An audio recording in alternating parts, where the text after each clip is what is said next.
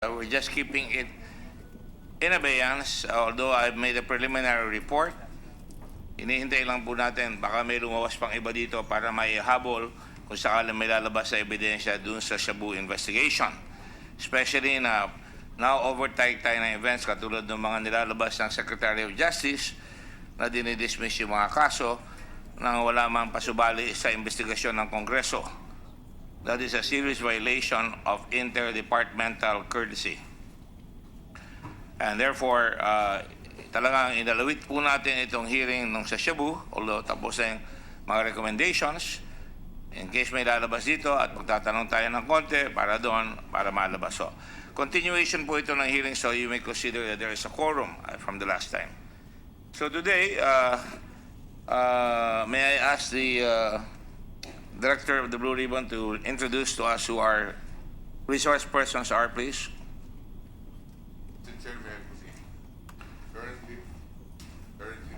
Currently present are Commissioner Isidro La Peña, is the Commissioner of the Bureau of Customs. Thank you, Commissioner. Good morning. And from the Bureau of Internal Revenue, we have three people. Attorney Franklin Tabakin Jr. is the Assistant Chief Regional Investigation Division. Mr. Rodante Caballero, Chief Assessment Section, and Ms. Elenita Nugit, Chief Collection Service. And we also have Captain Nicanor Faeldon, former Commissioner of the Bureau of Customs. Welcome back, Captain. And from the National Bureau of Investigation, we have Attorney Dennis Sitian and Mr. Vicente de Guzman III. I know Director de Guzman. Who's the other one? Attorney Dennis Sitian. Dennis Sitian. And from the... What is his position? Dennis, ano position mo? Sir, Chief of the Anti-Organized and Transnational Crime Division. All right, thank you. Okay. From the ICTSI, Mr. J. Valdez and Mr. Noel Monzon. Thank you. Welcome. We also have Mr. Mark Ruben Taguba. Mark, welcome Second. back. Where are you detained now? At PNP? Kabagong Diwa po. PNP, under the custody of the PNP, right? BJMP. BJMP. Okay, go ahead. Thank you. We also have the proprietor of EMT Trading, Ms. Irene May Agustino Tatad. Hello, Irene. How are you? Okay. And from the Intellectual Property Office of the Philippines, Director General Josephine R. Santiago. Okay. Sino pa? Sila pa lang, sir, nandito. Okay. Thank you. Thank you very much, Rudy. I will make a statement concerning the Department of Justice later on at the latter part of the hearing. But in the meantime, we shall proceed with the matter at hand, which was a continuation of the hearing due sa Tara na inexposed to Senator Lacson. And I will begin by simply saying this, and I will point out to you, this is the bulletin newspaper today. And I will show you, I woke up this morning, I read it, nakalagay dyan, train erodes purchasing power, minimum wage earners, BPOs hit. This is just one paper I read today. What does that mean to me? It means na nasasaktan ang tao sa train. Hindi dapat masaktan ang tao sa train kung nakokolekta ng customs, ng BIR, ang mga buwis na dapat kolektahin. I think you will all agree on that point. We don't have to increase taxes upon our people if we can curb smuggling, if we can curb non-payment of taxes, and hindi tayo kailangan magdagdag ng mga buwis. Kaya napakahalaga palagi nitong mga investigasyon na ginagawa natin dito para sa ganoon maintindihan ng taong bayan na ito ay hindi aksaya ng panahon. Kaya masusi ang aming pag-iimbestiga at ang aking staff kahapon, nag-iwahiwalay kami ay mga alas 12 na ng gabi. And we started at 2 o'clock in the morning yesterday. Just to prepare for this hearing and tomorrow's hearing on Deng Vaxia. So, seryoso po ang pagharap natin dito. At bakit hindi po seryoso? Papakita lang ho natin para sa mga nanood at nakikinig kung ano ang kahalagaan nito. At ito po ang unang slide ay papakita natin. Can you turn off some of the lights please para makita at maliwanagan ito? Ito po ang tinatawag natin talaga ang karumal-dumal na siglo or cycle of smuggling. At nakikita nyo sa una, sa left quadrant, ito ganito.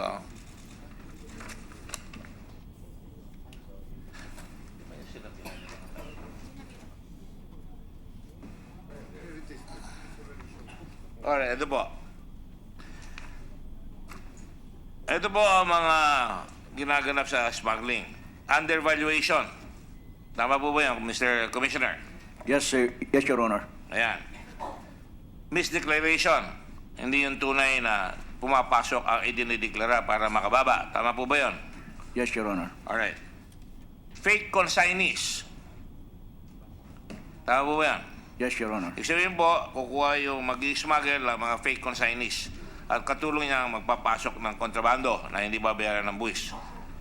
Yes, Your Honor. At parang pwede siyang itapon sa tabi dahil binayaran lang siya pero siya ang mananagot kung sakasakali at hindi malaki ang magiging perwisyo doon sa talagang tulay na nag-smuggling. Fake goods. At meron po ako dito mga fake goods, papakita sa inyo mamaya. Yan ay nakakasira sa ating ekonomiya. Ang alert, pay at lift. Mag-a-alert, magbabayad yung na-alert, tapos i-lift para kumita yung lang laman sa samang loob doon sa customs. Ilan lang laman siguro yon. Mga 1 milyon sila. Hindi naman bibiro lang ako. Pero marami rin yon. At matagal na nagaganap yan. Port congestion. Yan ay talagang salot sa ating ekonomiya dahil yung nag-i-import ng gamit, nag-aabang yung pabrika rito, hindi mailabas dahil salabat ang pumapasok at nahihirapan makapasok dahil sa mga nangyayari. Katulad ngayon, maganda ang koleksyon ng customs kaya dahil tinanggal yung green lane. Pero ang sukli naman yan ay nagkakaroon ng congestion sa harbor. Kahit na paano, konting congestion at the very least. At ako'y lumilipad dyan tinitignan ko palagi ang daming barko sa Manila Bay nakapila papasok sa customs.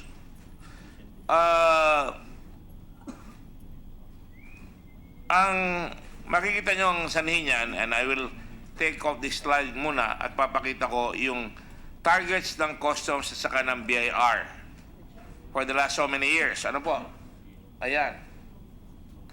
2010, panahon ni Angelito Alvarez, pumasok si Rufy Biason in 2011 hanggang 2013. John Philip Sevilla, Alberto Lina, 2016, 2017 ni Canor Paildon, 2018 si Isidro La Peña. Ito lang ho yung ilang taon na nakaraan. Ano po?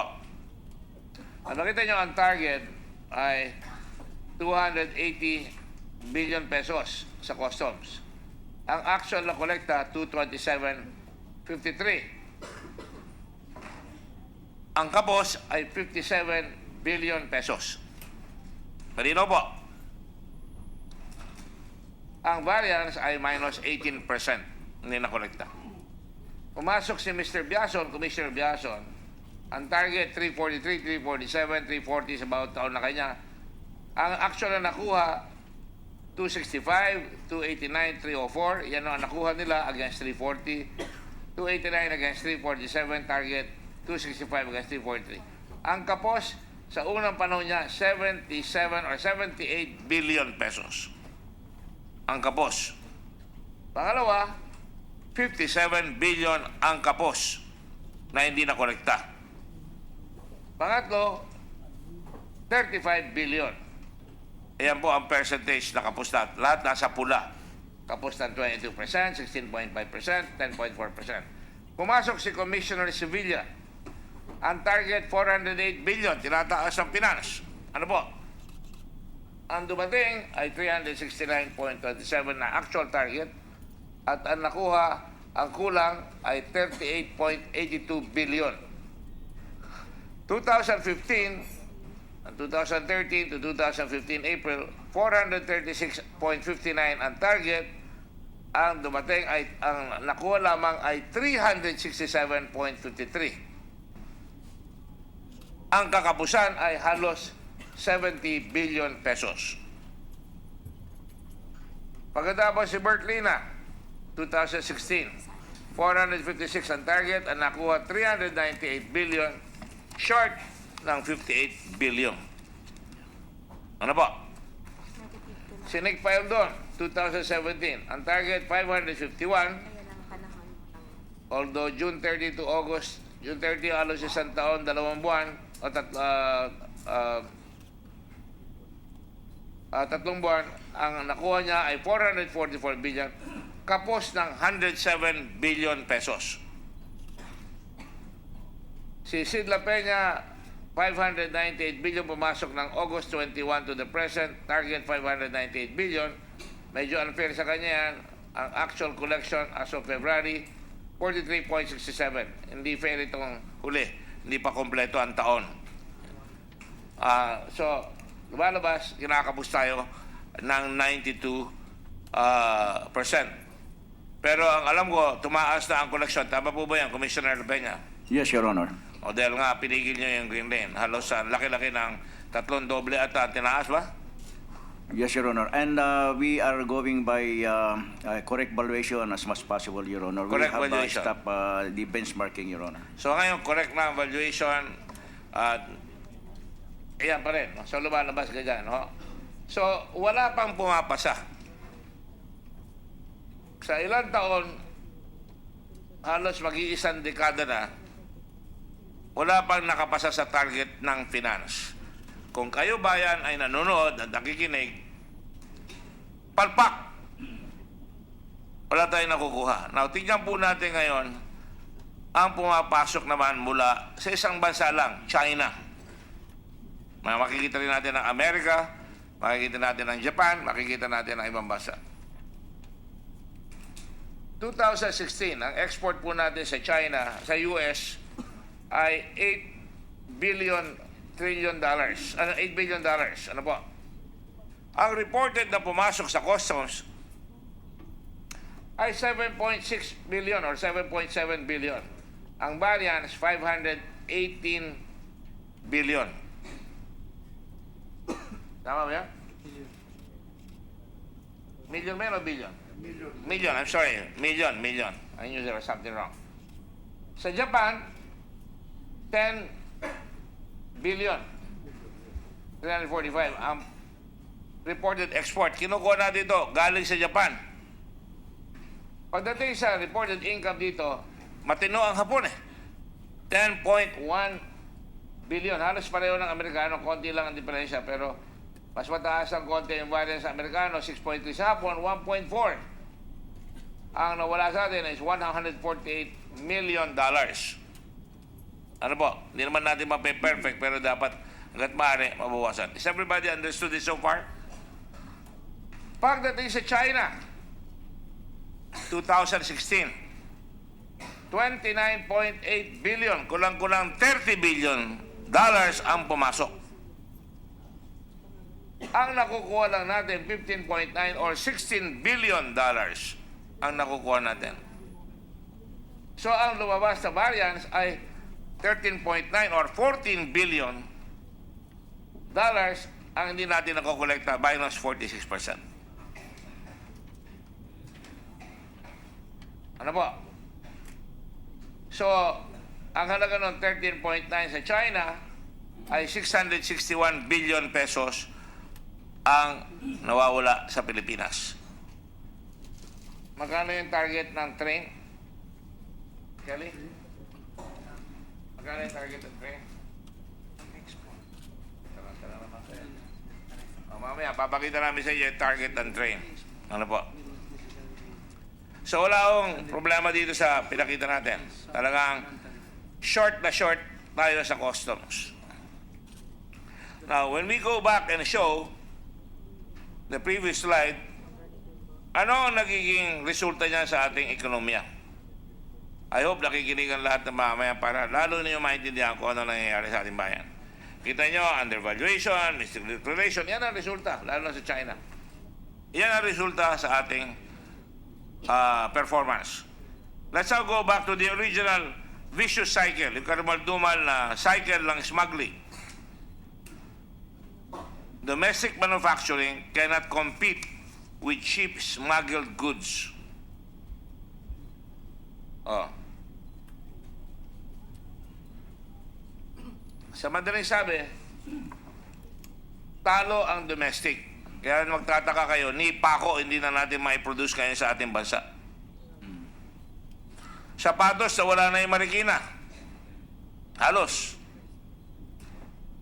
Eh, pinasukan tayo, binaha tayo ng mga, nung araw pa, ng mga hindi pa sikat yung shoe mart. Nabaha tayo ng sapatos na galing sa ibang bansa hanggang nawala na yung Marikina.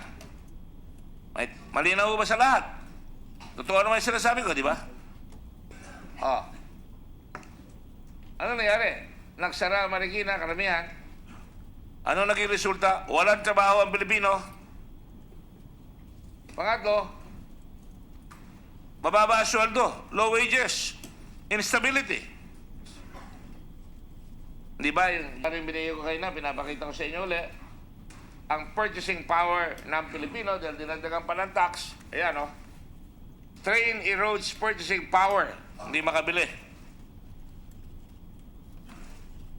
Minimum wage earners, BPOs hit.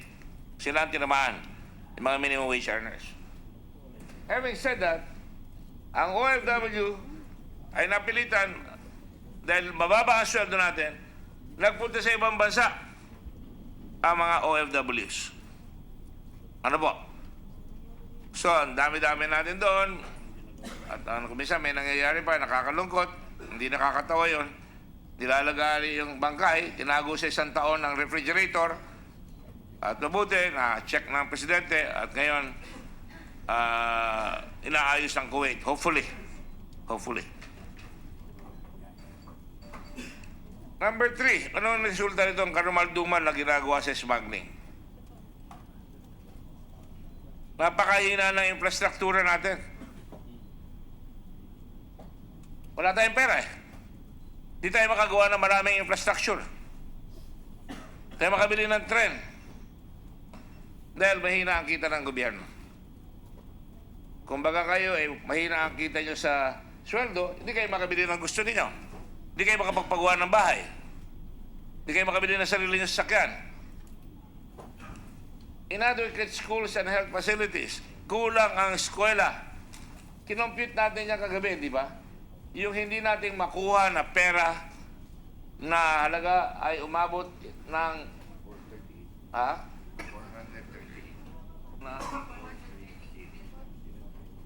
438 billion.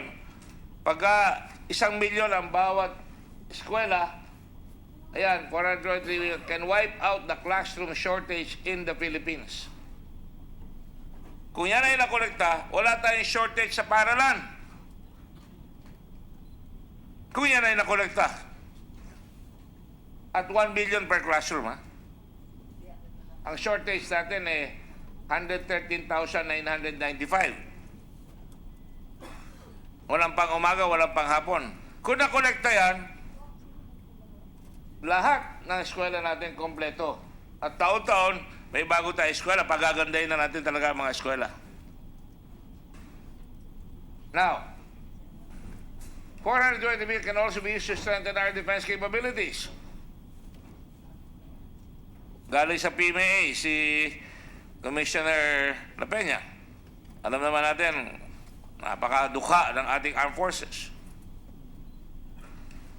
23.95 billion yung frigate or 18 billion each. 18 billion isa. Dalawang frigate na bibili, 36 billion. 423 billion, at least makakabili tayo ng karagdagang frigate. F-35A, 5.2 billion. Yan yung pinakabagong jet ng Amerikano. Ang halaga niyan ay 5.2 billion pesos each. Kahit paano makabili ka niyan. Pero hindi natin bibili siguro yan kung tayo bibili. Yan lang F-16 tayo. O kaya Mas mababang klase para lang maproteksyon natin ang bansa. Yan ang halaga na nawawala sa atin. Mahirap ang bansa, wala tayong pabili. Next. Meron ba? Okay. So we now go for infrastructure. Yan ang resulta. Di tayo makapagpagawa ng eskwela, baba ang sweldo, lumilipad ang mga tao, walang social safety nets. Weak military. Wala tayong pambayad sa mga sundalo natin. Wala tayong pambayad sa mga teachers. Kumampanya ako, dapat taasan ang sweldo ng teacher. Ang gusto ko sweldo ng teacher, nung ako'y kumakampanya, 42,000 minimum per teacher. Naunahan ng sundalo, inuna yung sundalo. Sa akin, dapat mauna ang teacher. Pero yun ang kailangan natin. May problema tayo doon sa South. Inuna ng presidente yung military. Siya ang presidente, siya ang magdi-decide kung anong kanyang priority. Pero kung makukolekta natin yan, dapat taas natin ang sweldo ng teachers. Hindi ako nabibili sa teachers. Matagal ko na sinasabi yan, bata pa ako, it is education, stupid. Kung ayusin natin ang edukasyon natin, maayos tayo. And of course, drugs and crime. Pumapasok yung drugs. Yan ay nangyari din sa shabu. Diba dami ang krimen. Finally, anong resulta nito? Pangapat, higher prices of gasoline. Siyempre, nagbuwis tayo eh. Mahal ang gasolina ngayon. Mahal ang kotse. Taas tayo ng bus eh. Saka basic goods. Pati bigas. Kaya nga yung headline, loss of purchasing power. Ayan ang headline, ulitin ko. Bulletin, train erodes purchasing power. Nagtaas tayo eh. Yung pambili, kakapusin. And then, higher taxes create greater incentives for smugglers. Mas mataas ang buwis, mas dadami pa ang smuggling. Can you fault the logic, sir? Commissioner Lapena? Yes, Your Honor. You agree with this? Yes, Your Honor. And therefore, it behooves us all here, executive, legislative, judiciary, to work together to make sure we're able to correct the situation, the anomalous situation na dapat makuha natin ang buwis na dapat nating kunin. Now, meron pa tayong leaks. Revenue leaks and government revenue. Ito sa Department of Finance, Bureau of Customs. Kapos tayo sa customs duties. VAT on imported goods, hindi nakokolekta. Kung kapos ang customs sa koleksyon sa China, hindi nakokolekta yung VAT na 12%. Ilan lang ang makokolekta. Tama po ba yan, Commissioner? Yes, Your Honor. Excise taxes, babawas. Sa Bureau of Internal Revenue, VAT on retail sales. Dahil pagka lumabas na yung sa customs, ibibenta yan ngayon sa mga tindahan. Yung distributor, ipapasa sa tindahan.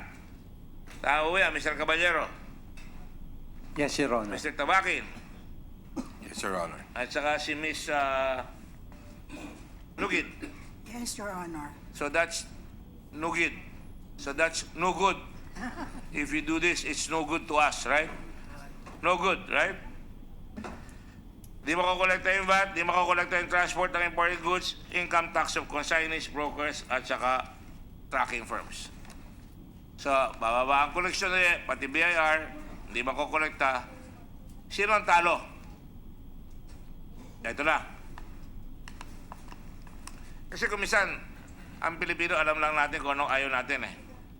Kaya ako pinapaliwanag ito. I don't think we've ever seen this na pinaliwanag sa tao in a hearing. Kaya pinagtsatsagaan natin ito. So sinasabi po natin dito, ang resulta nito ay poor economic performance. Nahina ang performance ng ekonomiya. Ito na ngayon. Sa Department of Trade and Industry, hindi po ba, Commissioner Lapena, nag-raid ata yung mga kapulisan natin noong isang linggo? May nahuli mga fake bags. Nakita ko sa radio and TV yan. Narinig ko sa radyo, nakita ko sa TV. Halimbawa, fake goods raise concerns about consumer welfare and safety. Mura nga yung Crayola na nabili natin sa Divisoria, may lead naman. lalasunin yung bata. Mura nga yung Christmas lights sa Divisoria, susunugin naman yung bahay. Ano po?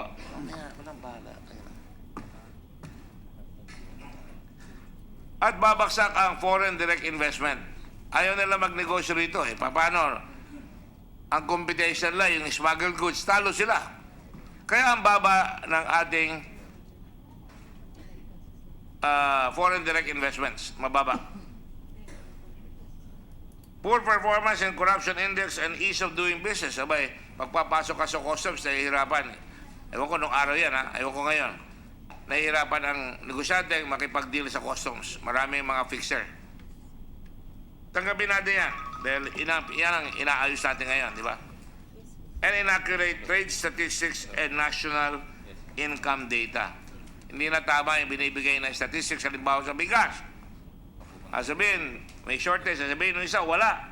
Hindi natin malaman, ano ba talaga? Kulang ba o meron? Basta malalaman ito taas. O, tingnan natin, ha? Sa agriculture, smuggled agricultural goods, rice, sugar, chicken. Natatandaan nyo, ang daming manok noong araw, pumasok. Yung farmer natin, hindi makapagtanim ng garlic. Talo ang baboy natin. Kaya lugi-lugi, kaya napipilitan ko minsan anong tawag doon sa patay na, pinatay pa uli? Double dead. Ayun, meron nun. Wala tayong agricultural workers, mababa ang sweldo. Hindi makukuha yung tinatanim Talo ng smuggled Kaya, alis na lang. Saka smuggling distorts supply and production data leading to poor policy making and possible shortages. Ayan ho yan, sa number 2. Pinagtsatsaga ko lang ito para maintindihan bago tayo magpatuloy sa investigation. Department of Labor and Employment. Smuggling kills competition. Of course. Walang laban tayo Sarado ang trabaho. Sarado ang mga tindahan. Hindi na makalaban sa competition Takay sa Divisoria na andun na lahat. Business closures and lack of new business creates unemployment and labor instability. Totoo yan. Firms involved in smuggling do not follow fair labor practices. Walang proteksyon yung mga tao na nag-smuggle, yung mga tatrabaho sa mga smuggler.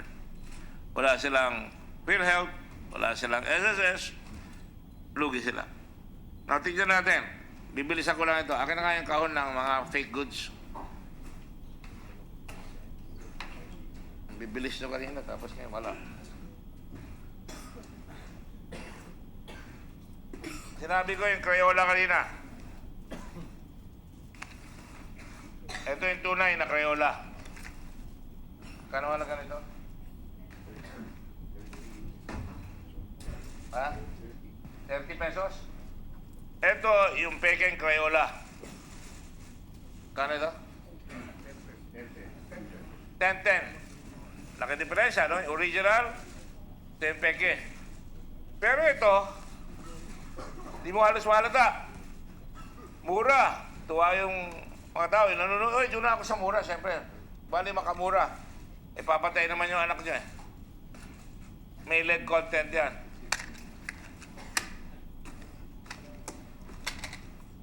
Ito, orig. Panda. Ito yung peke. Mura ito. Patay na ito. Hindi na makakapag-gawa ng production yung mga urig dito. Dahil nga talong-talo dito sa mura. Ito, maganda ito. Hello Kitty. Itong urig. Nasa kanan si Kitty. Yung dito sa peke. Hindi mo mahalata. Nasa kaliwa si Kitty. Mas mura ito. Wala na magtitinda doon sa lugar. Wala tayo makukuha ang buwis dito. Dahil ito smuggling. Dito may makukuha tayo dito. Talo tayo. Lugar na makakuha ng buwis. May bagong eskwela. May bagong pamparal. Talo na naman. All you have to do is go to the Divisoria. Pinagtsagaan ng staff yan, ha? Ito, peke, surf, popcorn. Kano ito? Nakalimutan nyo na.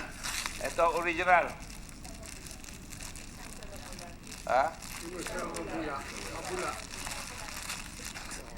Ito, pag naglaba kayo dito, at sanay na sanay yung si Director de Guzman maglaba, malalaman niya na hindi bumubula ito. Nagbubukol. Ako yung nagtinda ng sabon ng araw sa Procter & Gamble eh. Hindi puputi ang damit kahit hindi ikukula. Pero bumubula pa. Ito, walang bula. Ha? So, peke na naman. Niloloko tao. Wala tayong buwis. Itong baterya. Ito, deadly ito. Ano, mamaya na yung baterya. Ito muna ang baterya. Itong peke, ever ready. Nakakita na ba kayo ng ever ready na kulay asul?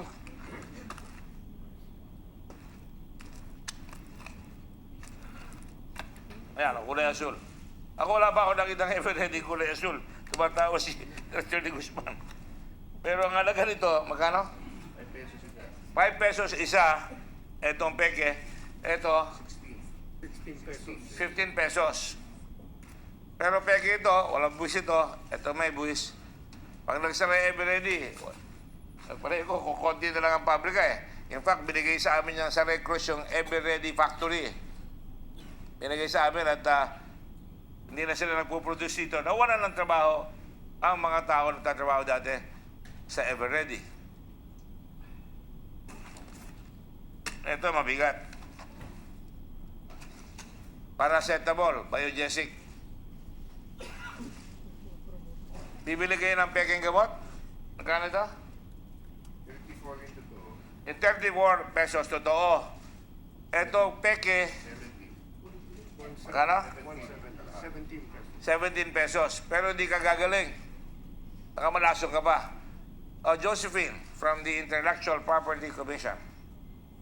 Do you agree with what I just pointed out? Sir, pardon. Uy, hindi nakikinig ka. No, sir, I was listening, but Pag the tinawag sa question... recitation, Oh, sir, baksak. sorry, the question... You're the intellectual property. Yes, sir. May batas tayo. Pag gagawa ang isang Filipino producer ng isang produkto, he's entitled to royalties, he's entitled to everything, right? Yes, sir. Pagka kinopya mo, binabiolate mo. Pag nakagawa tayo ngayon, let's say, plaka na maganda o video na maganda at kinopya sa ibang bansa, lugi tayo. Yes, sir. Tama? Yes, sir. Yan ang ginagawa natin dati doon sa WD. Tama? Yes, sir. Ako yung naging abogado ng recording industry ng araw, yung mga cassette, illegal, pinibenta ng ilang mga kapatid natin, mas mura. Pero talo si Freddy Aguilar. Nung isilang ka sa mundong ito, dapat ang laki-laki na kinita ni Freddy Aguilar, hindi siya kumita dahil pineke lahat. Gano'n rin itong mga gamot, hindi tayo makagawa ng gamot. Talo tayo. Kaya ang Dengvaxia, andiyan ngayon, bakit? Ayaw na gumawa ng gamot ng mga malalaking kumpanya dahil ang bibili, tingi, prescription drug. Ang ginagawa nila ngayon, katulad ng Sanofi, ibebenta sa mga malalaking gobyerno isang bulto, kikita sila ng 3.5 billion for 1 million na Dengvaxia. Mas madaling ibenta kasi ibibigay mo sa doktor, meron ka pang bibigyan ng rebate sa doktor, meron ka pang promotion. Kaya hindi nagagawa ng gamot. I just wanted to show that para makita nyo ang ill effects ng smuggling, ng peke drug, at saka ng mga taong yumayaman at the expense of the people, at pati mga tao natin are in harm's way. I hope we're learning lessons here. This is the job of government. If government fails to do its job, we lose jobs, we get bad product, we pay more for everything. Ang yumayaman lang ay yung mga smuggler. Right, Mr. Taguba? Now we shall now go to the miscollection targets. I'm sorry, kawawa naman si Mr. Taguba dahil ang nangyari sa atin yung malalaki hindi nahuhuli. Siya maliit lang eh. uh,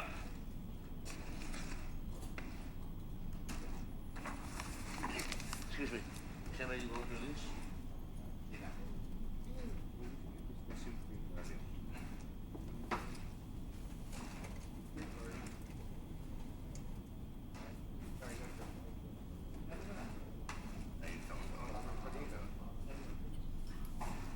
So on that basis, marami pa sana ako ipapakita pero hindi ko na papakita yon at I think it's already sufficient.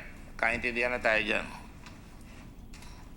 Now, let us now go to the anatomy of the consignee. I will now go to Miss Tatad. Miss Tatad, you are a school teacher, right? Pumasa ka. Yes, Your Honor. Pero hindi ka nag-teacher. Hindi pa po. Hindi ka na nagturo. Bali, 2016 pa lang po kasi ako pumasa. Dahil binayaran ka na maging consignee. Hindi naman po. Oh, hindi ka binayaran as consignee? Mabalik ba tayo doon sa kasyo nyo? Tuloy-tuloy na tayo dito para magkatulungan tayo. Opo. Magkano binayad sa'yo sa bawat bawat container? 1,500 pesos po, Your Honor. Bawat box. Opo, per container, opo. At sinabi mo ng araw dito, ang kahon na pinapasok mo ay sa isang araw ay umaabot sa 6 ba? Hindi ko po matandaan. Can I get some help here? 6 ba isang kahon? Isang araw? Hindi ko po matandaan, Your Honor.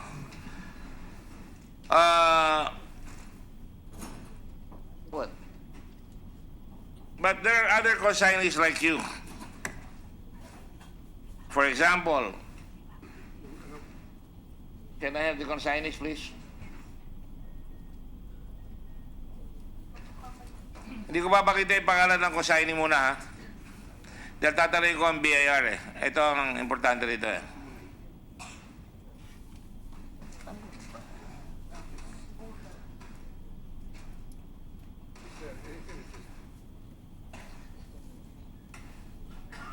Oh, yeah, Company EL. Importing... Ha? Hindi ko malakas yan, no? EMT ba yan? EMT? Ha? EMT muna, EMT. Okay, Ms. Tatad. Ayan. You imported 195 billion pesos worth of goods. Tama, ate?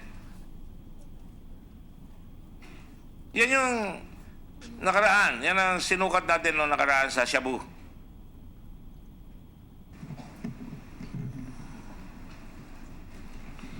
Hindi ko po alam, Your Honor. Hindi mo alam dahil happy ka na basta tumatanggap ka. Sabihin ko sa iyo, hindi mo na matandaan, 195 million worth of goods ang pinasok mo. But you only paid 3,586 pesos in taxes. BIR?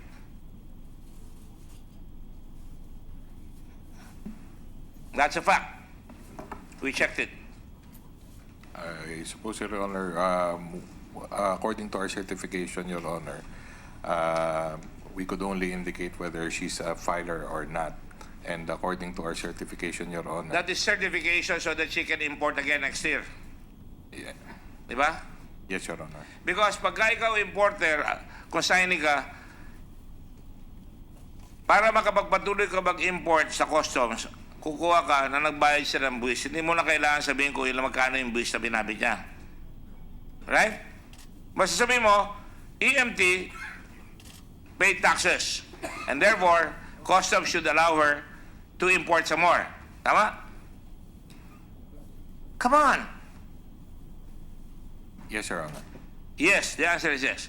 Tama yun, Commissioner, hindi ba? Yes, Your Honor. Okay.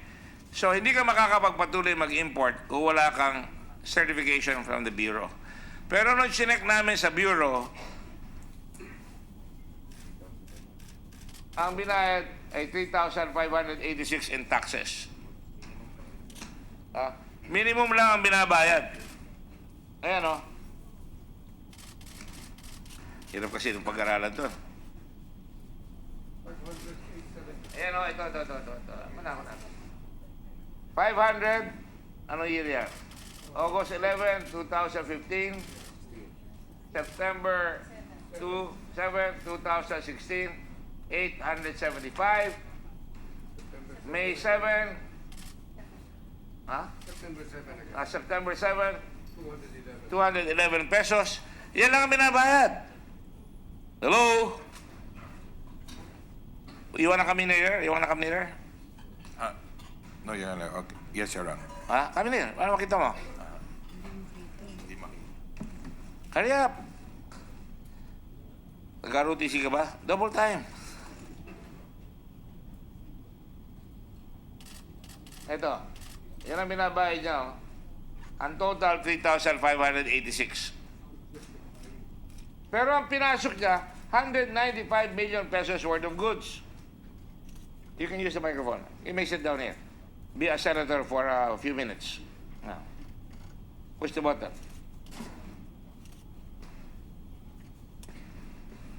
She started operation as a sole proprietorship. Sole proprietorship, kaya wala masyadong maraming recruititis sa papel. Tama?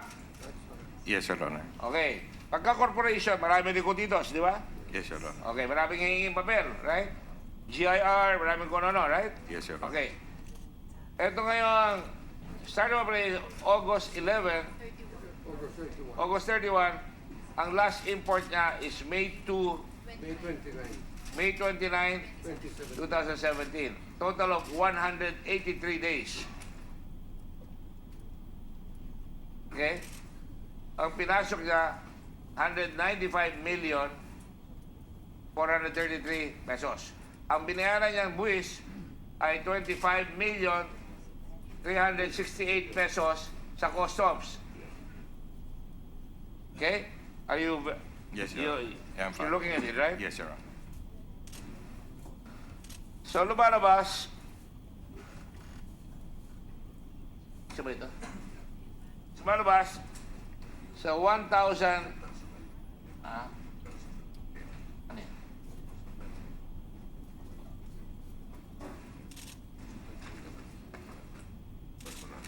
So, ang binayad ngayon kay Irene, sa 1,500 containers, ang binayaran lang sa'yo, ha?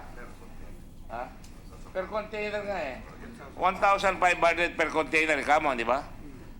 649 yung pinasok mo. Ang binayad sa'yo ay 973,500. Answer, you may answer. Hindi po, Your Honor. Ilan ang binayad sa'yo? Siguro po wala pong kalahati. Wala pong, nasa 400 lang po. So, niloko ko ba? Yes or no? Yes po. No. Mark? Mark? Ikaw ang handler niya eh. Ikaw ang kumuha sa kanya, siya ang consignee mo, di ba? Ikaw ang player, siya ang consignee mo. Ang kinuha niya, 1,500, binabayaran, ang napasok niya, 649 containers sa pangalan niya, ang nabayad mo sa kanya kalahati lang, nung dapat ibayad mo na 973,500. So, lugi na yung mamamayan na hindi makakakuha ng tamang buwis. Lugi pa yung consignee. Hindi ko natatanong kung magkano ang taxes ang binayad mo dito. Pero kung nagbayad siya ng tax niya, magkano ang babayad niya? Ha? Doon sa binayad na 1.5 sa kanya, sisigilin siya doon. Kaya lang, i-declare niya, binayaran siya na 1,500 per box, sisigilin ka sa 935,000. So may utang ka pa sa gobyerno ngayon, kahit nakapos na yung binayad sa'yo. Naintindihan mo? So, yes or no? Yes po. Thank you. Now let's go to another example.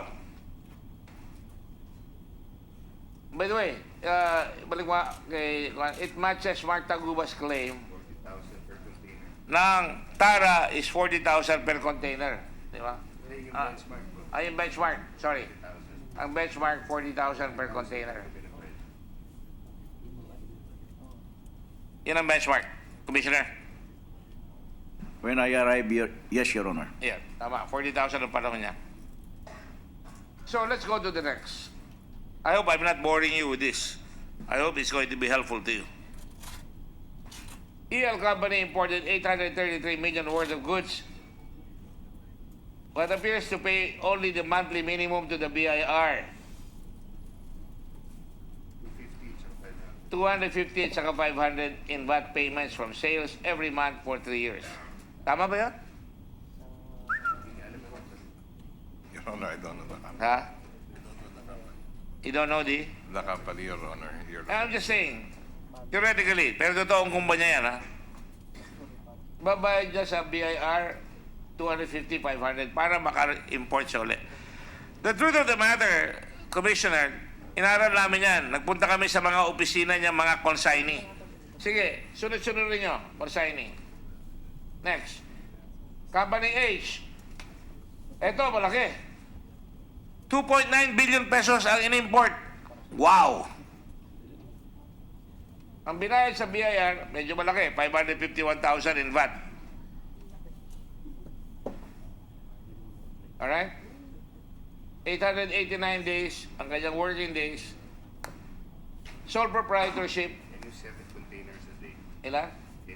7 containers a day. Or 10,000 balikbayan boxes a day. Alright? So, isang container, kung balikbayan ang ilalagay mo, ilan laman?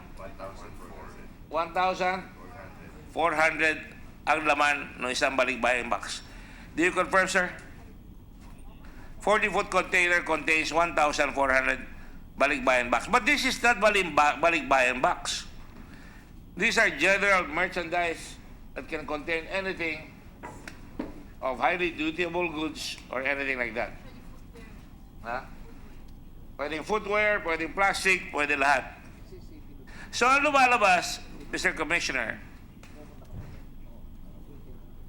ang laki-laki na kinikita nila, ang binabayad sa gobyerno, kaperanggot, pero ang tao niya is 6 lang.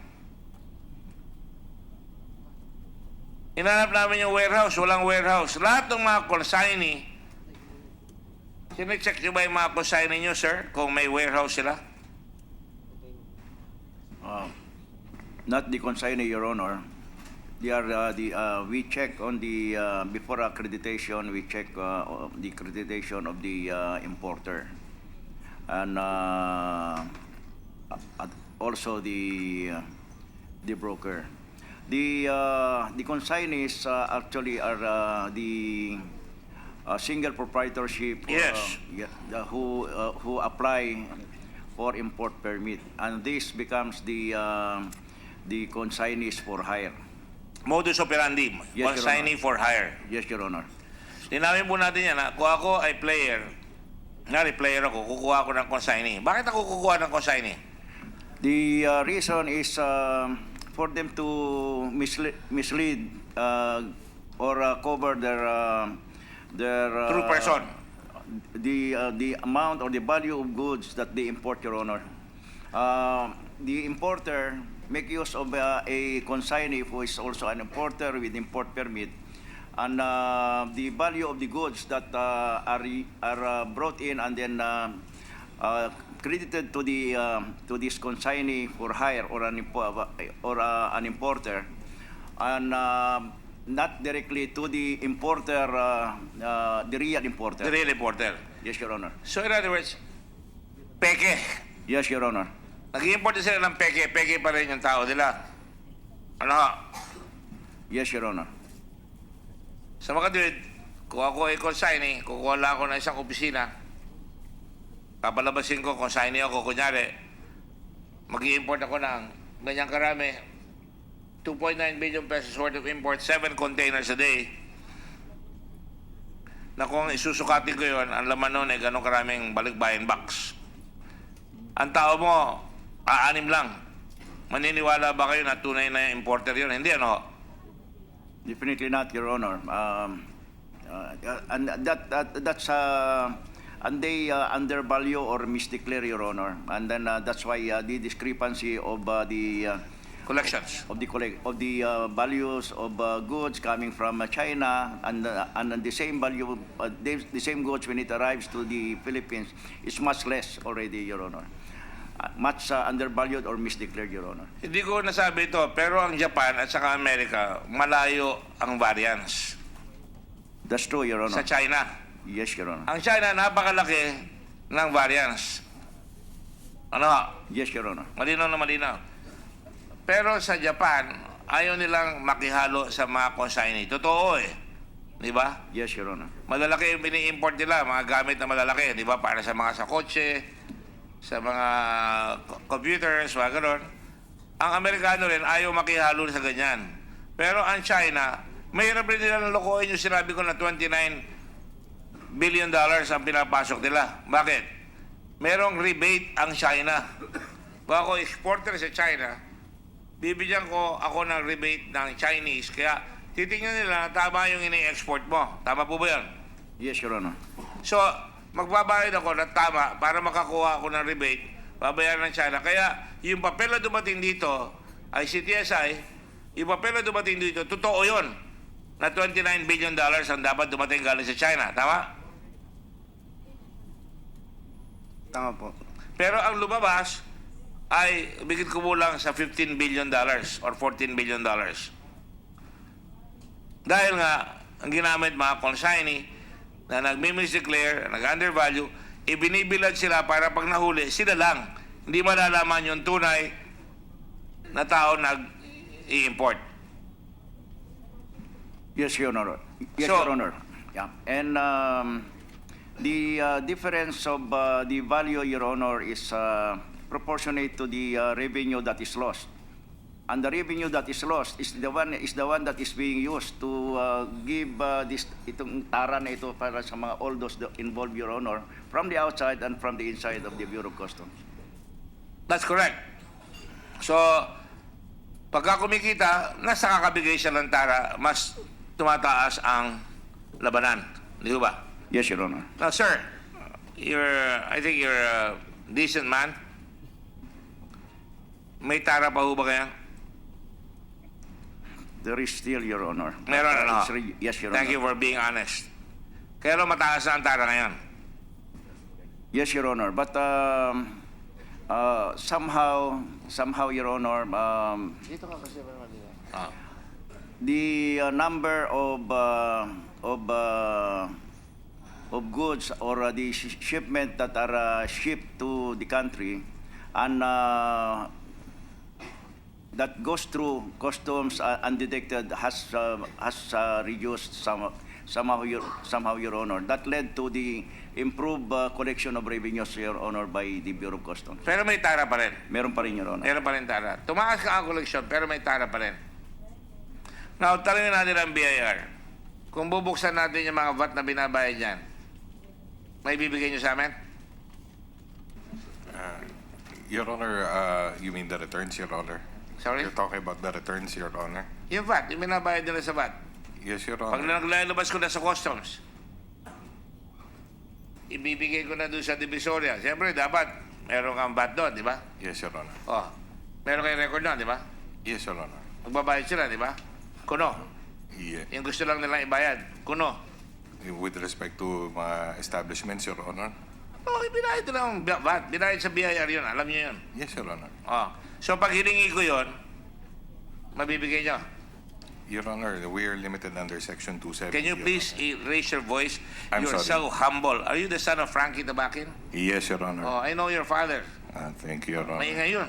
Yes, Your Honor. Di ba? Galaw-gaw. Yes, Pati Your ko, Honor. napakabait mo. Opposite ko siya, Your Honor. Officer ka. So, inamin mo, salbahin tatay mo, ikaw mabait. Parang ganun na nga. Ha? I don't want to go on record, Your Honor. Not on record. Yes, Pero sir. lang ito. Anyway, so, hindi mo maibibigay because there is a law. Yes, Your Honor. But if I ask it in executive session, I will have to confer, Your Honor, with the Commissioner. now I will read you Your the Honor. law. Give me the law. We do our homework here, you know. Yes, Your Honor.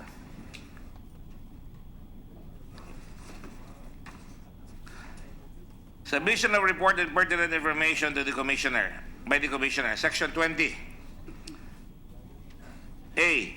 Submission of pertinent information to Congress. The provision of Section 270 of this code, to the contrary notwithstanding, the Commissioner shall, upon request of Congress and in aid of legislation, furnish its appropriate committee pertinent information, including but not limited to industry audits, collection performance data, status reports in criminal actions initiated against persons and taxpayers' returns.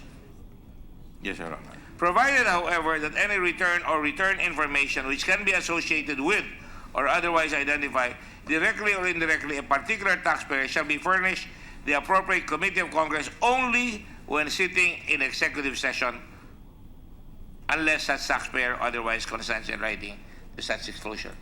Yes, Your Honor. What does that mean?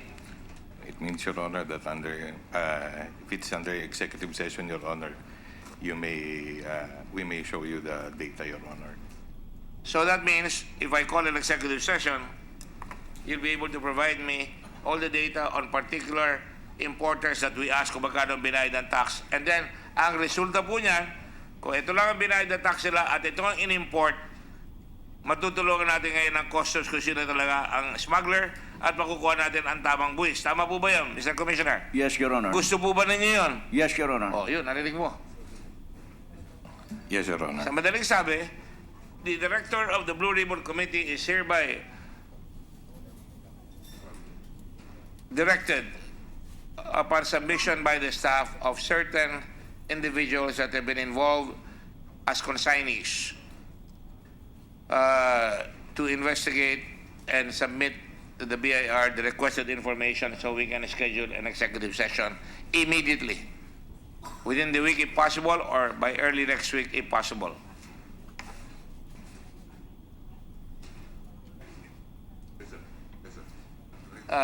The Director of the Blue Ribbon indicates that he understood it and that he says yes, sir. In writing. So we will submit to you the necessary documentation. Yes, Your Honor. You may sit down. Thank you. Mr. Tabakin Jr. And I will tell your father that you said he was your opposite.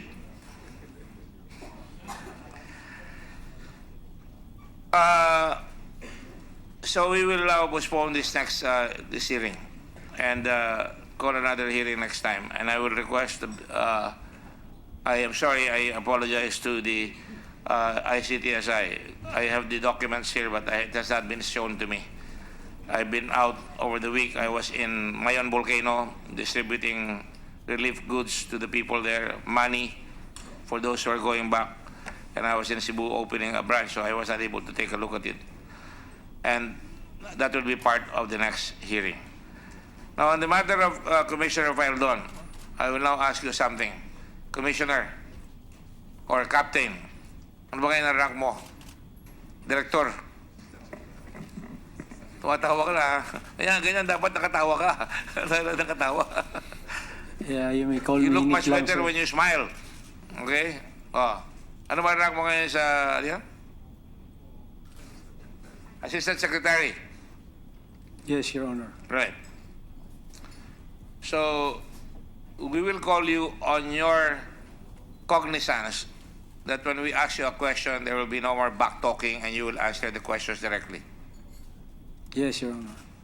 Do you commit to that? Yes, Your Honor. All right? So, the committee chair hereby orders your release from incarceration. There is no applause here. There's only respect for the Senate. That doesn't include people trying to applaud the release of somebody who may not have done, whose actions may not have been in accordance with the proper respect due the Senate. You did not disrespect me, you disrespect the Senate. And I'm duty-bound to protect the Senate. In other words, on your own cognizance, on your own disciplinary actuations, you release yourself. And if you go beyond that, I will not hesitate to declare you in contempt again. So on your say-so, you are hereby released, subject to the fact that you will conduct yourselves as we go on with the hearings when we need to. Is that understood? Yes, Your Honor. Thank you. It, uh,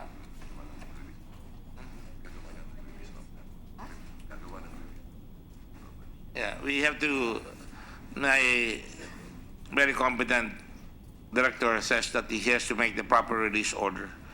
I just want to say that it is, we do not find pleasure putting people in contempt.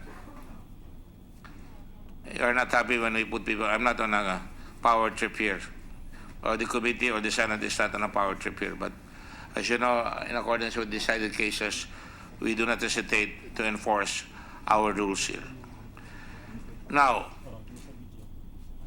I'm glad, and the only matter that convinced me is that you have a Commissioner of Customs who admits that there was Tara. There's still Tara. Commissioner La Peña is honorable enough to admit that there is Tara. I hope that we can be assisted by everybody here to make sure that we try to solve finally the shortage in collection. Kawawa ang taong bayan pag hindi natin nakokolekta ito. And I will tell you this, as I told my classmate, or rather my schoolmate and boarder and dormmate, who is in charge of finance. It's very hard for me to support any more train if we do not collect. I report these matters to him and tell him that this has got to be understood, and that's why he informs me that the commissioner is doing his best upon his orders that customs be cleaned up. Just for the record, what is the improvement in collection now, Commissioner La Peña, since the Blue Ribbon conducted this investigation?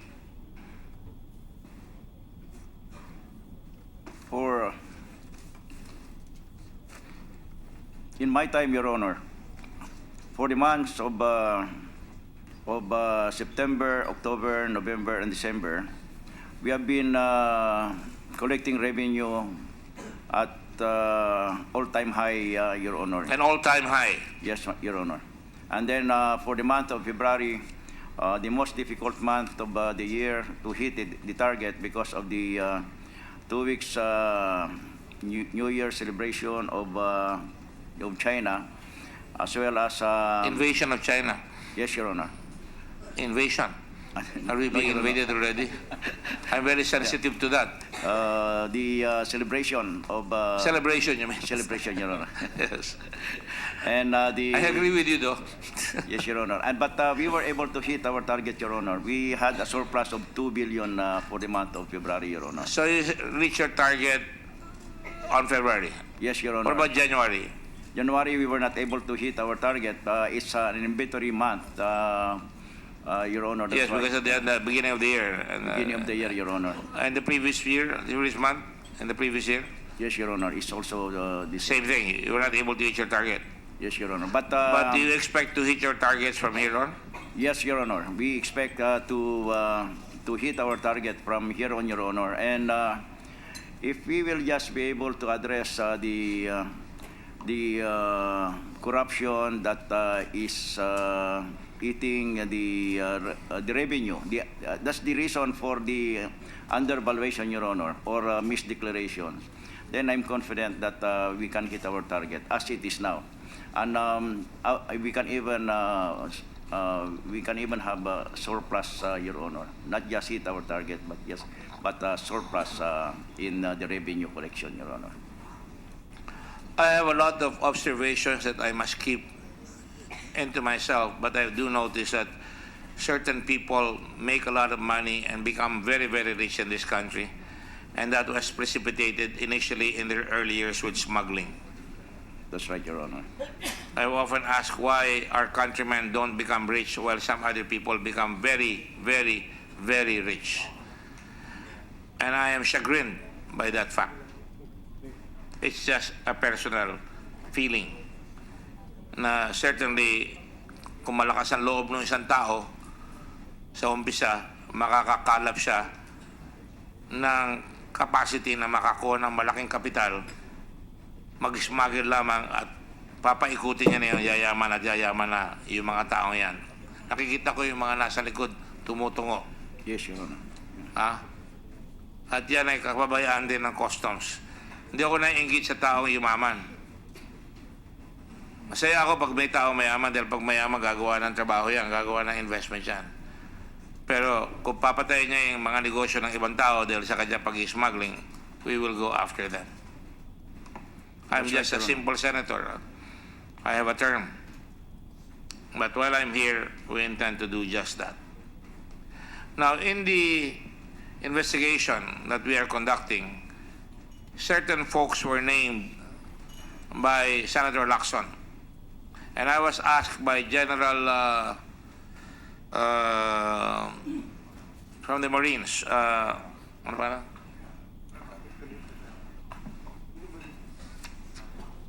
General, what's your name? Again, I'm sorry,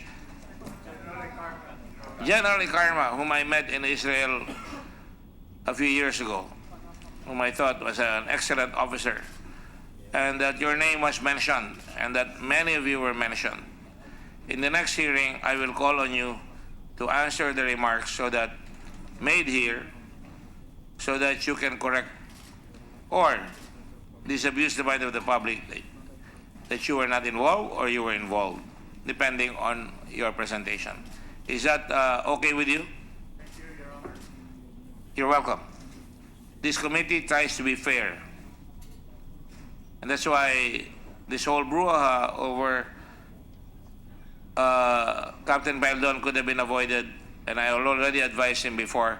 All he has to do is answer, and he will get a fair shake from the chairman. I give that assurance again. The chair only plays ball in a manner when the committee is respected. Once the committee is disrespected, I will play hardball. And so, I just want to assure every one of those who are accused, you may give me your affidavits if you like, or your statements for the next hearing, so that we can go faster next time.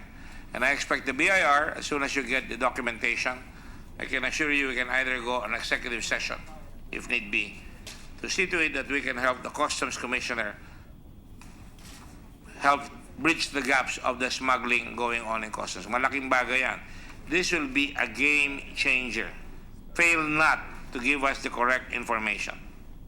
Pag binigay nyo yan, mahuhuli na lahat siya mga hindi nagbabayad at napakababa. Nakita nyo, 200, 300 pesos ang binabayad pero bilyon ang pinapasok. Pag humarap na kayo rito, mabibisto na lahat yan at dapat singilin ang tamang buwis. Yes, Your Honor. I think that will help everybody, right? Yes, Your Honor. All right.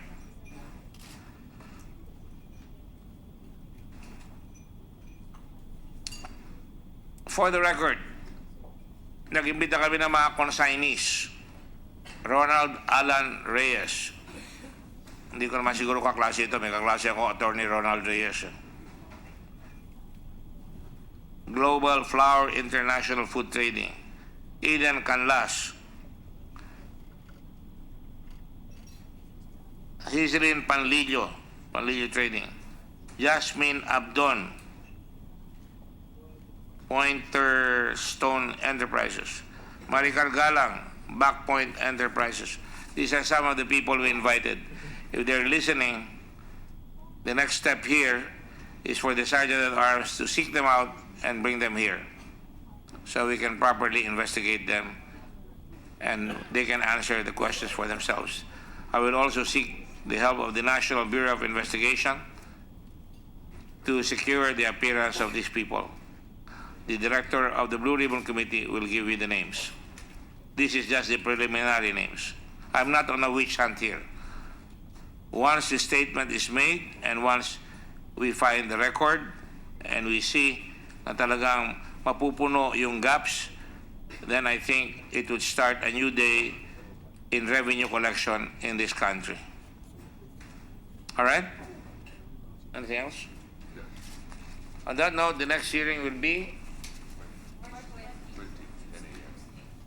March 20. You're sure? Okay. At 10 a.m., March 20. I thank Commissioner La Peña. I understand you went to China.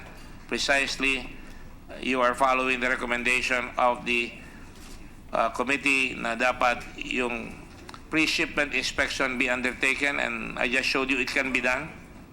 Yes, Your Honor. That's one of those that I took up with my Chinese counterpart in a bilateral meeting. And this is upon orders of the Minister, the Secretary of Finance, Yes, Your Honor. Secretary Dominguez, who's doing a great job here insofar as this is concerned. Yes, Your Honor. We want to be able to tell the public na this time when we collect your taxes, it will be sufficient para mabigyan ng tamang serbisyo ang taong bayan. Yes, Your Honor. All right? And I hope we all continue to do that. We thank all of you for coming here today. And unless the staff has anything else to say here,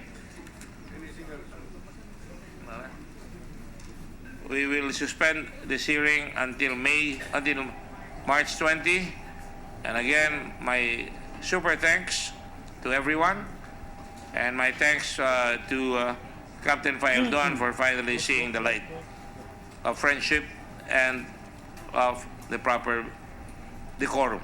Thank you all very much. Session is suspended.